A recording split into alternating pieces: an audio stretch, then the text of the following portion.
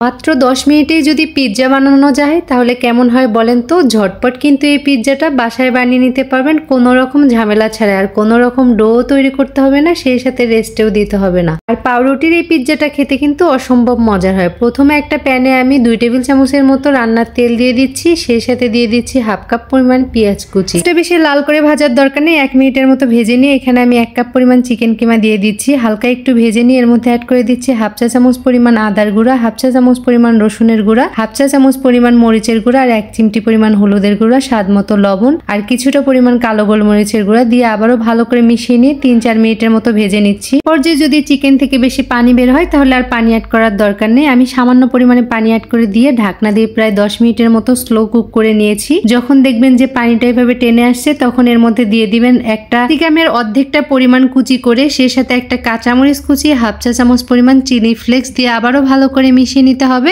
এখন আমি এর মধ্যে অ্যাড করে দিচ্ছি 2 টেবিল চামচ পরিমাণ টমেটো সস। টমেটো সসটা একটু বেশি করে দিলে এটা অনেক বেশি মজা হয়। দিয়ে আবারও ভালো করে 2-3 মিনিটের মতো নেড়ে নিয়েছি। এর মধ্যে গরম মশলার গুঁড়া দিয়ে দিলাম হাফ চা চামচ পরিমাণ, দিয়ে আবারও ভালো করে মিশিয়ে নিয়ে এখন এটা একটা সাইডে নামিয়ে রেখে দিচ্ছি ঠান্ডা হওয়ার জন্য। এখানে প্রায় আমি 8 পিসের মতো ব্রেড নিয়ে নিয়েছি। যেহেতু 1 লেয়ারের পিৎজা বানাবো তাই আমার 8টা পিসের মতো ব্রেড লাগবে। ব্রেডের চতুর্থ সাইড দিয়ে শক্ত অংশগুলো কেটে নিচ্ছি, এতে করে পিৎজাটা খেতে অনেক মজা লাগবে আর দেখতে অনেক সুন্দর হবে। সমানভাবে কেটে নেওয়া রুটিগুলোকে আমি এভাবে সমানভাবে 4টা চারদিকে বসিয়ে দিলাম। এখন এর মধ্যে আমি 1 চা চামচ পরিমাণ করে মেয়োনিজ দিয়ে দিচ্ছি, দিয়ে চতুর্থ সাইডে ভালো করে মাখিয়ে নিচ্ছি। করে রাখা চিকেনের পুরগুলো দিয়ে দিচ্ছি, দিয়ে সমান দিক থেকে এভাবে ছড়িয়ে দিচ্ছি। খেয়াল রাখতে হবে যেন বাইরের দিকে বেশি না যায়, তাহলে কিন্তু পুড়ে যাবে ওভেনে দেওয়ার পর। এখন এর মধ্যে দিয়ে দিচ্ছি 4টা স্লাইস চিজ। স্লাইস চিজগুলো দিলে ভেতরে একটা জুসিনেস আসে আর খেতে অনেক মজা হয়। আর দিয়ে দিচ্ছি সামান্য পরিমাণ করে অরিগ্যানো, দিয়ে আবারও উপরে আমি পাউরুটি সমানভাবে 4টার উপরে দিয়ে দিচ্ছি।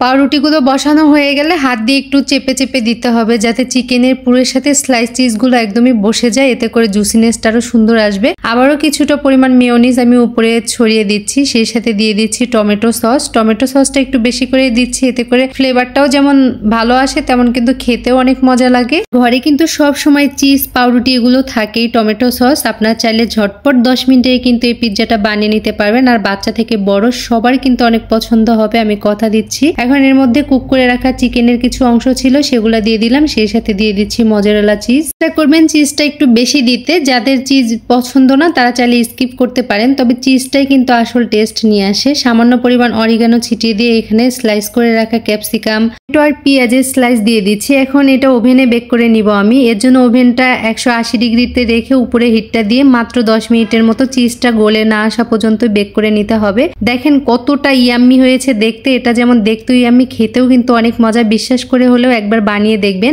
বিশেষ করে বাচ্চাদের এটা এতটাই পছন্দ হবে, একবার হলেও বানিয়ে দেখবেন। সেই সাথে খুব বেশি ভালো লাগলে প্লিজ শেয়ার করে টাইমলাইনে রেখে দিবেন। আর আমার রেসিপিটি যদি ভালো লাগে প্লিজ চ্যানেলটি সাবস্ক্রাইব করে পাশে থাকবেন। সেই সাথে ফেসবুক পেজ থেকে দেখে থাকলে পেজটি ফলো দিয়ে পাশে থাকবেন।